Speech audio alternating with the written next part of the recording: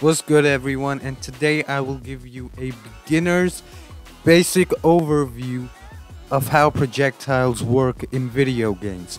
Now keep in mind, this is only the first video in a series of videos to come in which I go over several aspects of how different parts of video games work, such as the geometry and the shaders and why we need code and all that. Now, I wanted to start this off with projectiles because projectiles are crucial to video games in the sense that every good plot has a good conflict, and every conflict in video games is solved with weapons like guns, usually with guns, because that's the video game way. I mean, you could also have arrows and all of that still count as projectiles. Early video games, computers and or consoles were not powerful enough to have very realistic projectiles. In fact, technically speaking, they weren't projectiles at all.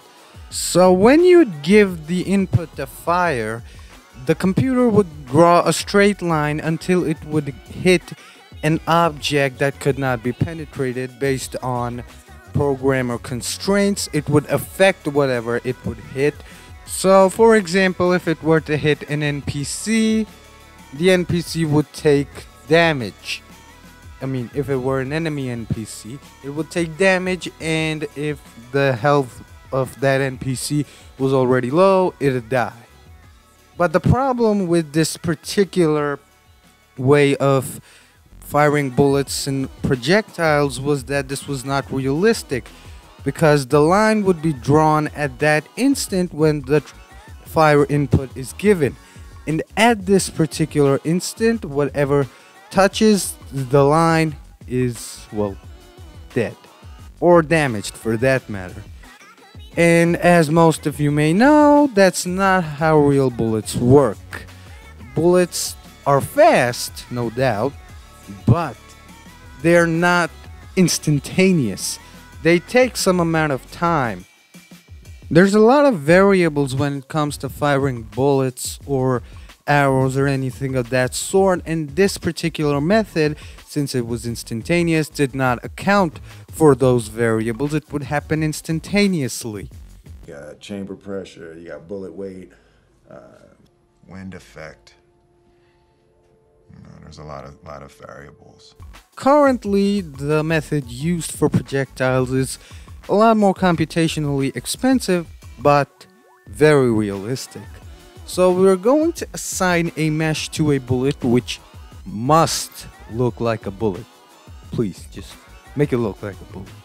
And then we're going to give the input to fire, obviously, after which the computer will calculate the position of the bullet in the next frame, and then in the next frame, based on the constraints, it'll make all those calculations, tell itself what the position will be in the next frame, and then the frame after that, and then the frame after that, until it A, hits something which it cannot go through, or B, it goes out of the world, or C, better still, the developer has given a certain upper limit for how many units the bullet can travel. Now, the advantage of this method is that it allows for all of those epic saves and accidental and funny hits that we probably would never have been able to get with the predecessor, because if you are standing in front of someone who has pointed his gun at you,